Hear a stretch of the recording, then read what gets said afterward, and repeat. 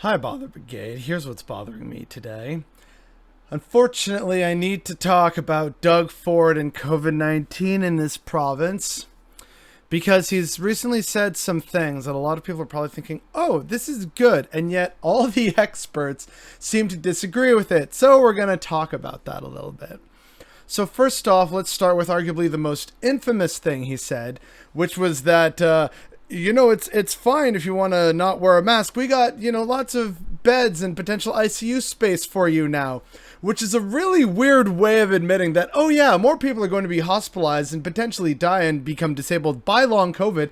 But, we can handle that as opposed to addressing the core part of the problem. So that was problem number one. The other thing he said recently was that Ontario could ramp up to another 3,000 beds if, cases started to go up, which, based on wastewater trends across Ontario, guess what? COVID cases and hospitalizations are increasing. But while that might sound good on the surface, right? Like, oh, okay, so we can actually handle a surge in things. Here's the problem with that. Those of us who actually work in ICUs know that ramping up to 3,000 beds is not only impossible, but a dangerous thing to say. It provides false reassurance that we have the person power to manage a surge of that size. Also keep in mind that 30% of COVID ICU patients die. So yeah, that's kind of the unfortunate reality of what's going on, is while the government is saying, oh look, it's totally fine, it's basically a lie and doesn't tell the full story. And so again, I guess we need to talk a bit more about rising COVID cases real quick. So this is a graph about the effective reproduction rate of SARS-CoV-2. And as you can see, it's trended well over the 1.0 replication or reproduction number. The source comes from imgrin.ca, which is Ryan Imgrin. Ontario's R value hits 1.09, an effective reproduction value not seen since December 31st, 2021. This indicates 100 infected people cause 109 additional people to be infected in about 3 days. So yeah, that's just the simplified version of what it means. It means that there's a higher rate of reinfection by people who are already infected, meaning the numbers aren't going down in terms of infection, even because of vaccination or whatever. It's in fact going up. So more people are becoming infected rather than a slow decrease as it sort of fizzles out as it spreads. That would be the kind of end goal of a more endemic thing, kind of the way, a cold is. But as we've talked about before, this ain't the cold and this ain't the flu. But that's kind of what it would begin to kind of look like in terms of it being manageable and petering out, in other words. But as that graph is showing, it's not doing that. So let's talk about hospitalizations real quick. So generally speaking, there have been increases in hospitalizations. So compared to last week, COVID hospitalizations in Ontario last Saturday, 613. Today, 707. Higher than COVID Sci Ontario's predictions.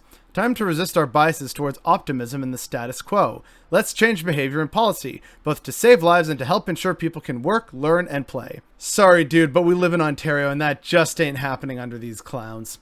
And then here's some other things that you need to know, at the very least, just at a glance. COVID-19 hospitalizations continue to gradually increase in Ontario, 9 net new deaths. Ontario reports 9 more deaths related to COVID-19, increase of 40 hospitalizations over Friday. Ontario sees week-over-week increase in COVID hospitalizations amid suggestion that another wave is here. Ontario hospitalizations are now up 15% from a week ago. The hospitalizations for COVID are also up 15%.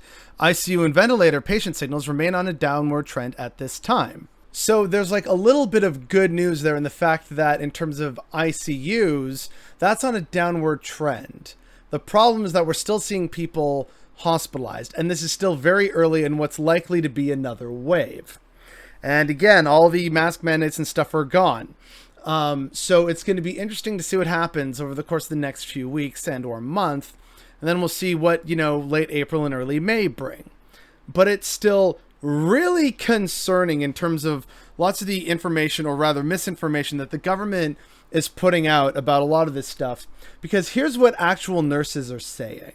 Ontario hospitals are reporting a rise in numbers of staff who have tested positive for COVID-19, and in one case, at Kingston Health Sciences Centre, the number of absences due to the virus is the highest since the pandemic began. And remember, we talked about just a few minutes ago about how having more beds doesn't necessarily mean more care and less death per se. It's also really unfortunate in that because of Bill 124, we still are at a significant net deficit of nurses and like healthcare workers in Ontario. Also, there's the fact that LTC, like long-term care homes, have not been fixed because they were easily one of the worst places for just general living and for COVID outbreaks over the course of this pandemic so far. And so between all of this, right, what you're hearing from the government is, well, you know what, if cases increase, we're totally ready for it. But the actual situation behind the scenes, and according to the people in hospital and healthcare practitioners themselves, none of the fundamental problems have actually been addressed over the course of this pandemic. We are still seeing a rise in hospitalizations, but unfortunately all the misinformation coming from the government is giving people a false sense of security. And so I shudder to think what's going to happen in terms of hospitalizations and disability from long COVID and further deaths and new outbreaks and even more nurses, doctors, staff, etc. quitting and people being like, oh, we're finding people dying in their beds. Well, hey, at least we have the beds, right, Doug? All this stuff and more is what deeply concerns me because at the end of the day, we haven't learned our lesson. We haven't fundamentally addressed the problems, and that is going to bite us in the ass as cases continue to increase and the government doesn't do a single goddamn thing about it. The science and data doesn't lie. You should avoid gatherings. You should still be masking up. But unfortunately, a lot of people aren't going to be doing that. And so what's going to happen in about 4 to 6 weeks from now? It's going to be horrifying, abysmal, and entirely preventable. But it's still going to happen. And that's what's bothering me today.